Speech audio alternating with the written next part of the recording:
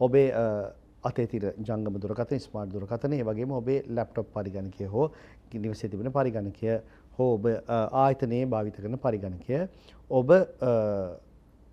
තව කා සමගද එකඟතාවයකින් යුතුව මේක ෂෙයා කරගෙන පාවිච්චි කරන්නේ. මහාචාර්යතුමියනි දැන් විශේෂයෙන් පහුගිය අවුරුදු කිහිපයකට කලින් කොරෝනා වසංගත කාලෙම අපේ ඔන්ලයින් අධ්‍යාපනය ගැන වැඩිපුර නැඹුරු වුණා. එතකොට සමහර වෙලාවට ඇත්තටම අම්මා තාත්තගේ පරිගණකය හෝ ජංගම දුරකථනය තමයි දරුවා භාවිත කරන්නේ. අපේ තාරකස දැන් මීට මොහොතකට කලින් තාරක මහත්මයා කිව්වා අනවශ්‍ය ලින්ක් එහෙම ඔය ක්ලික් කරලා නිකන් ගන්න එපා මේව කියලා. දැන් අම්මගේ හරි තාත්තගේ හරි ලැප්ටොප් පරිගණකය හරි ජංගම දුරකථනය හරි පුතා හෝ දුව පාවිච්චි කරනවා. මේක තව කෙනෙක් පාවිච්චි කරනවා. අපි දන්නේ මේ ලින්ක් එකකට ක්ලික් කරලා තියෙනවද ඇවිල්ලා තියෙනවද මේ සාමූහික වශයෙන් එක උපකරණයක් පාවිච්චි කිරීම.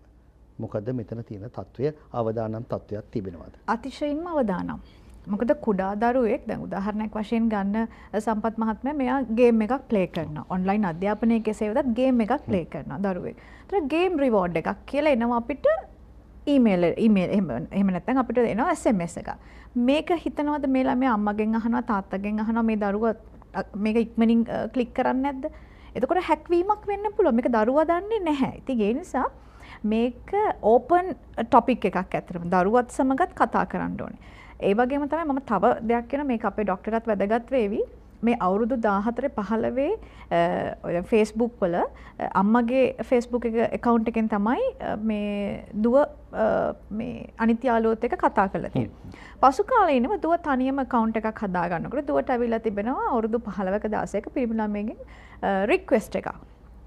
එතකොට මේ පිරිමි දරුවා දැන් අපි සමහරක් වෙලාවට හිතන මේ අපේ ටීන් එක්කෙනෙක් මේ අපේ ඒජ් එකේ එක්කෙනෙක් තමයි කියලා ලස්සන බොහොම ලස්සන පින්තූරයකුත් තියෙනකොට නමුත් ටික කාලයක් යනකොට මම එක තවත් සාකච්ඡාවකදී කිව්වා මේ දරුවගෙන් අනවශ්‍ය පින්තූර ඉල්ලලා තියෙනවා.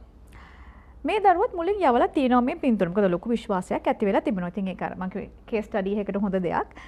එතකොට මේ දරුවත් යවලා තිබෙනවා. පස්සේ මෙතන සයිබර් බුලින් එකක්. මේ දරුවන්ට වෙන ඒගොල්ලෝ දැන් ගොඩක් අම්මලා තාත්තලා හිතනවා ගෙදරින් එළියට එන දරුවා තමයි අනාරක්ෂිත කියලා. නෑ ඒ 50% ගෙදර ඉන්න දරුවත් ආරක්ෂිතයි. එයා ඔන්ලයින් අධ්‍යාපනගත යෙදෙනවා නම් LMS භාවිත කරනවා නම් එයාට මේ අනාරක්ෂිතභාවය අපි දීලා තියෙනවා. ඒතර ගෙදර ඉන්න දරුවා අනාරක්ෂිත නෙමෙයි එයාව ඊටත් වැඩිය ආරක්ෂා කරගන්න ඕනේ සයිබර් බුලින්ග්ස් වලින්.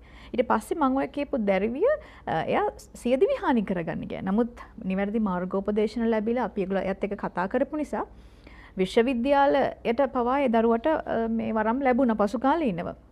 ඉතින් මෙතනදී සයිබර් බුලින්ග්ස් වගේ දේවල් එනවා දරුවන් මේවට ඇඳුනොත් ඉතින්. ඒතකොට මේක අතිශයින්ම අවදානම් මේ එක කම්පියුටර් එකක් පිරිසක් පාවිච්චි කරන. මේක පුතා වෙන්න පුළුවන්, දුව වෙන්න පුළුවන්. නමුත් මේගොල්ලන් ජෙනරේෂන් ගැප් එකත් එක්ක මේගොල්ලෝ භාවිත කරන ක්‍රමය මොකක්ද කියන එක අපිට සමහරකට හිතා ගන්න අපහසුයි. හැබැයි සියලුම දෙමව්පියන්ට නමුත් මේක ප්‍රශ්නේ තියෙන්නේ අපේ මේ දෙමව්පියන්ට කම්පියුටර් හිස්ටරි එක චෙක් කරන එක හැක් මේ සමාවෙන්න මේ ට්‍රැක් කරන එක හැමෝම දන්නේ නැහැ. ඉතින් එතකොට දරුවා වැරදි දෙයකට තමන්ගේ account එක භාවිත කරලා ගියත් ඒක අම්මගේ සහ තාත්තගේ එහෙම නැත්නම් වෙන සහෝදරයෙක්ගේ සහෝදරියක්ගේ වෙන්න පුළුවන්. ඒතර ඒ ප්‍රතිරූපයට හානි වෙනවා කියන එක ඒ මොහොතේ දරුවා හිතන්නේ නැහැ.